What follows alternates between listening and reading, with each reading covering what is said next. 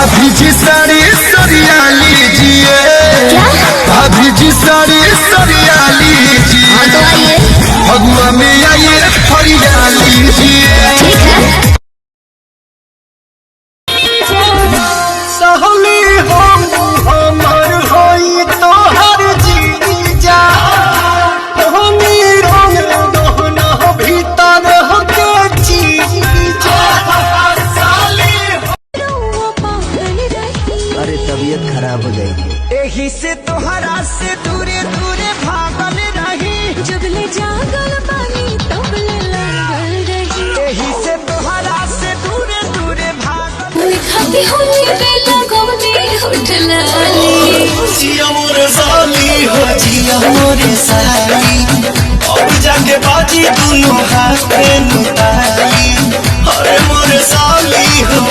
हम घरे का बताइब जब हमसे सब पूछाई, हमारा भी झूल गई, मिलते औरत हमके भूल गई। भाभी जी साड़ी सरिया लीजिए, भाभी जी साड़ी सरिया लीजिए, भगवा में आइए फरिया लीजिए। ठीक है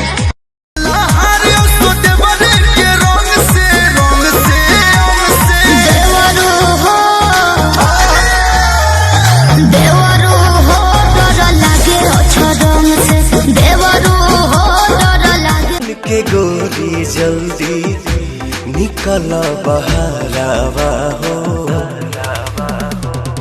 लहे लहे रंगब रानी तोहर साला बहरावा हो।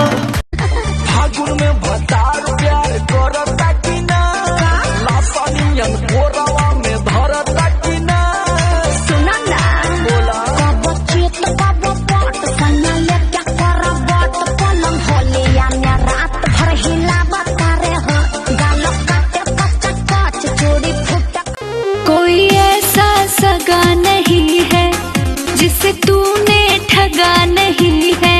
इतिहास की बात करते हो, तुमसे गंदा इतिहास किसका है? तू आदत से ही गंदा है, गद्दारी तेरा धंधा है, ये मैं नहीं सब जानते हैं। तू गीत अपनी तो जैसे तैसे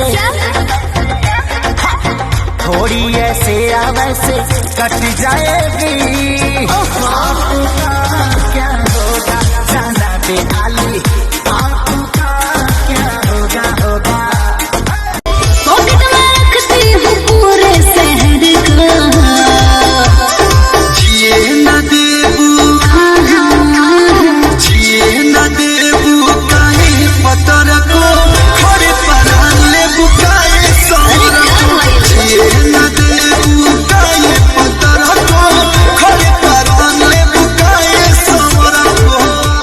खन खन चूड़ी कंगना हाथे खन काईती, पवन बलमुआ जी के पलंग पहरी जाईती, रूप के इंजरिया में कस जाती कोरावा।